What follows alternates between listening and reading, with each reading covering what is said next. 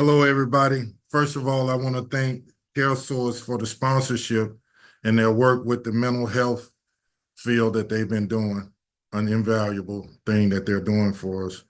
Um, the Kansas and this Arkansas and Kansas game, this exhibition game, the proceeds of this, we're donating to uh, Children's Hospital, which is a really big deal when you have two major programs coming together, and we're donating all the proceeds to young people. Really says a lot about both programs, both coaches. We're very excited. It's the start of the season, and when I look outside the door, out the window right now, I see kids camping out, students camping out, and getting their campsites ready and tents and all of that. And it lets you know it's basketball season and it's exciting time. In the game, they're camping out now, and the game is tomorrow night at 8 o'clock. So that says a lot. Also, we're going to go this evening. We're going to take the players and Coach Cal and a few of the coaching staffs are going to go and feed the kids pizzas and give them pizzas for doing this. It's great support for them to support us like this, and we got to show our appreciation. I'm going to go now into questions. Bob, go ahead and start us off, please. Hey, Kenny, how you doing? How you doing, buddy? I'll try to sneak in that line when you guys are delivering the pizzas. Yeah, I think I haven't driven past there lately, but I think they've been out there for a couple of days. And of course, I know it's Kansas and it's Cal's debut and all that, but just what do you think about the excitement level for an exhibition game? But whether and you always have a veteran staff. How excited is the staff? How excited are the kids? And when you see the students camping out and all that, and SC Network's going to be, or it's going to be on TV. I just think it's what John Calipari brings to the table. The excitement, the recognition, not just regionally, but all over the country. Everybody's going to be watching. And to see this environment and to see how people are excited about this basketball team, even though we're a little beat up, but we're coming out here and we're playing this exhibition game, and the guys want to win. And even though we may be limited in numbers for right now, but we're going to get after it. Yeah, Cal said, I think it was last week, that some guys were banged up. You weren't going to be at full strength, but he wasn't real specific. Can you tell us specifically who isn't going to play and kind of how the roster sets up for the scrimmage or the game? I don't know exactly yet. The medical staff will help us with that. But the guys are getting better every day. They're getting better. But we have been down. We've had a few weeks of having 5 guys in practice. So that's tough. And just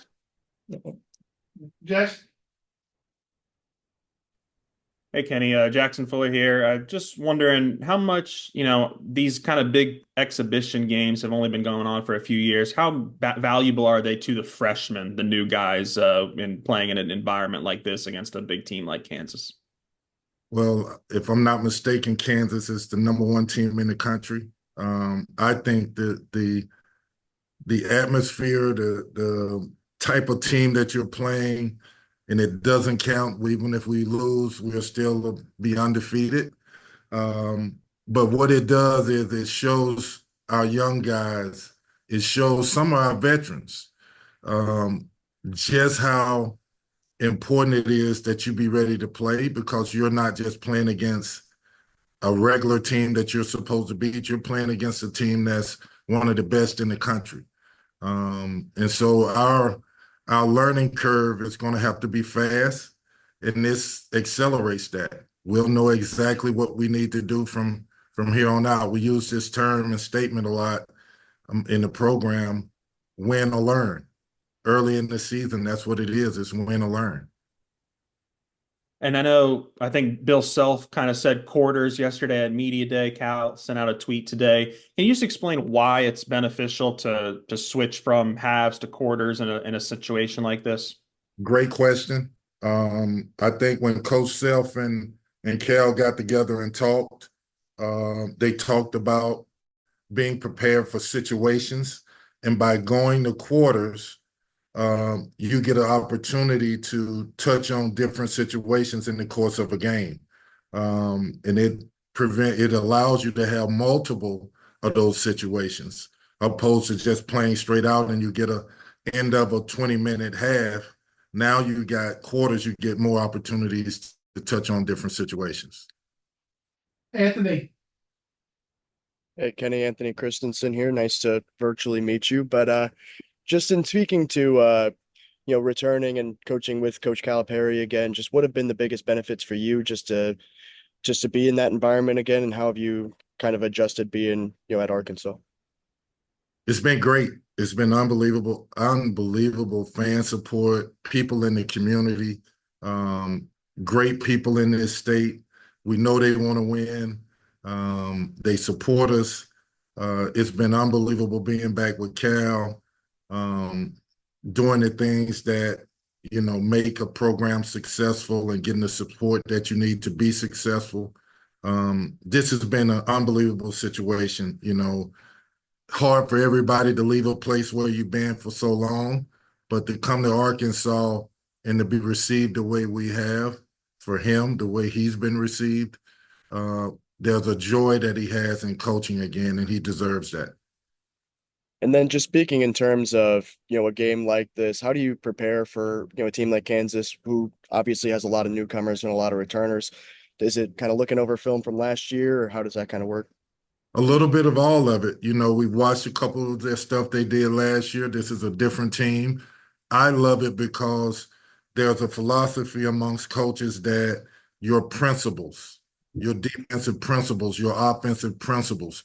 So we don't know what they're going to run. So our principles have to be tight and have to be on point.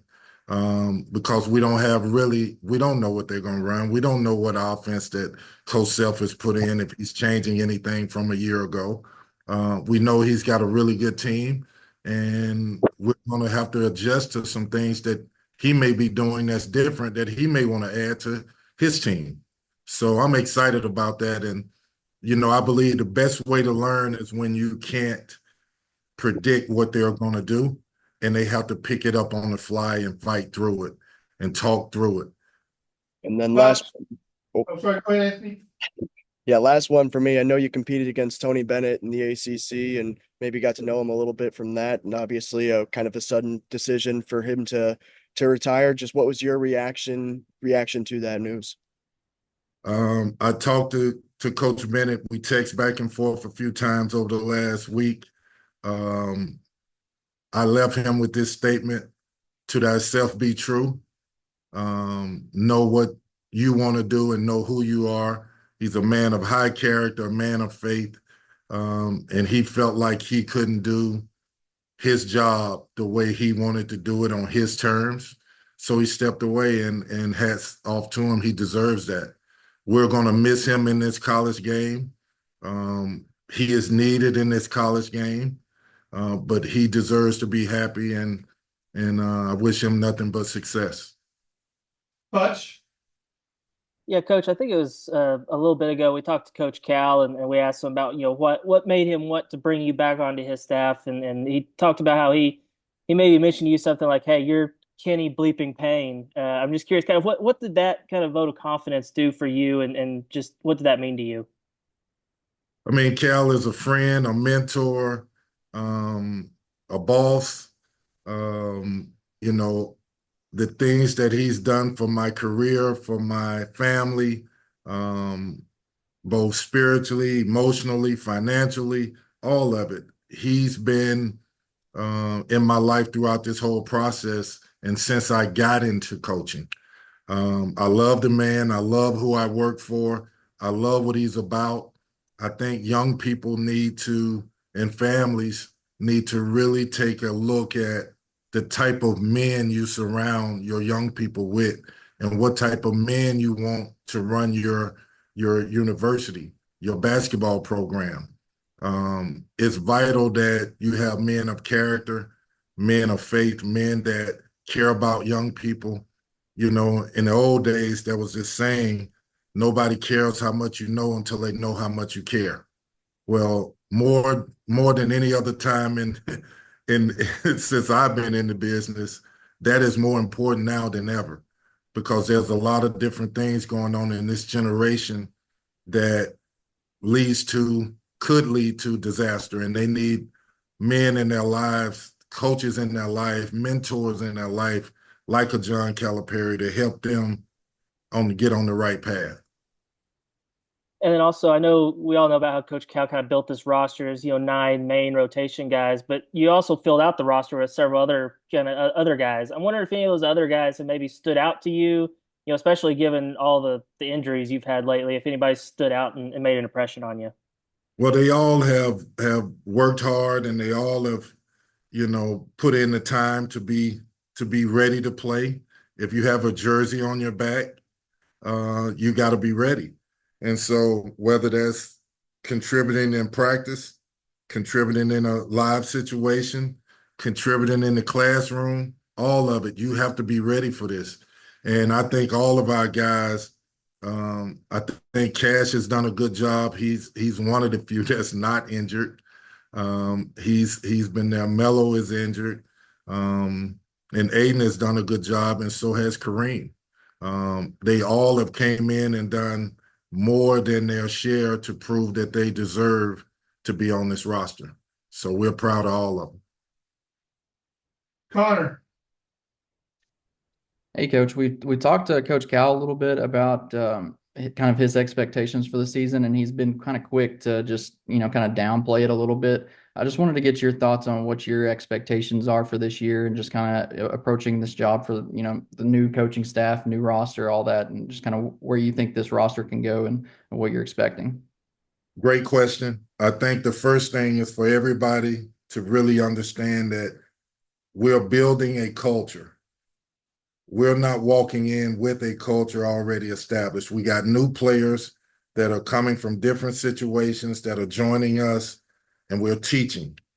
So basically, when I say that, I'm saying this is a process.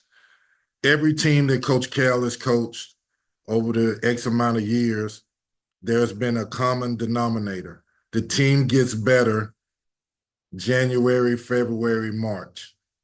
So we have to approach this with that in mind, knowing that we're teaching guys that all have been stars in their own right.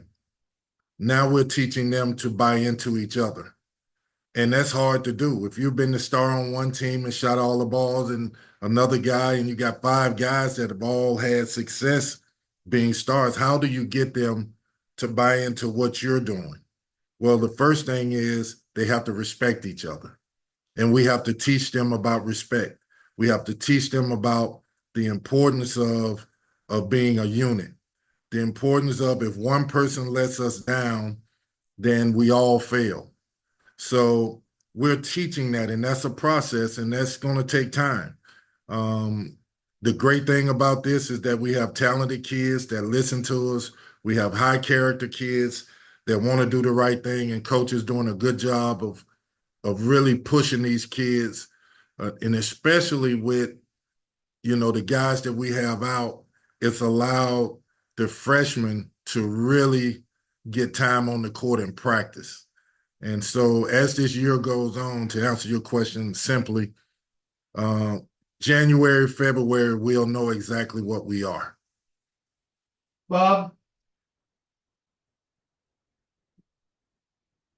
Sorry, I'm still figuring out how to unmute after all these years. Hey, you talked about the staff. I mean, you're part of a very veteran staff. So part one of that is, Cal's kind of got the gang back together, so to speak. But his son, I didn't research this, but I gather his son, like Kentucky, had a policy where his son couldn't work for him, because I know he's gone on radio and talked about how big that is, and his wife especially. So I was wondering, part one, just what about having the veteran staff back together, and then what have you seen from Cal and his son getting to coach together, and how much you think that means to Cal? I think it means everything. I was fortunate enough to get the Louisville head job, and I got to coach my son. And every single day, I can't begin to tell you what it felt like to have him be a part of what I'm doing every single day. So to to have his son in the coaching profession and to have him learn under him and to have all his, he was a young kid growing up with all of us. And so to have his kid being mentored or the older statesmen that are helping him when he was a player and now as a coach, the joy on Cal's face, the joy in Brad's eyes, learning from his dad, seeing them go through stuff together, talking about different situations, accelerating his growth as a young coach. Brad's going to be a hell of a coach one day in his own right. And, it's good to see. Again, I say this, when you put kids in people's lives that are adults, these are some of the lessons that you get from it. You get to see a man coach his son.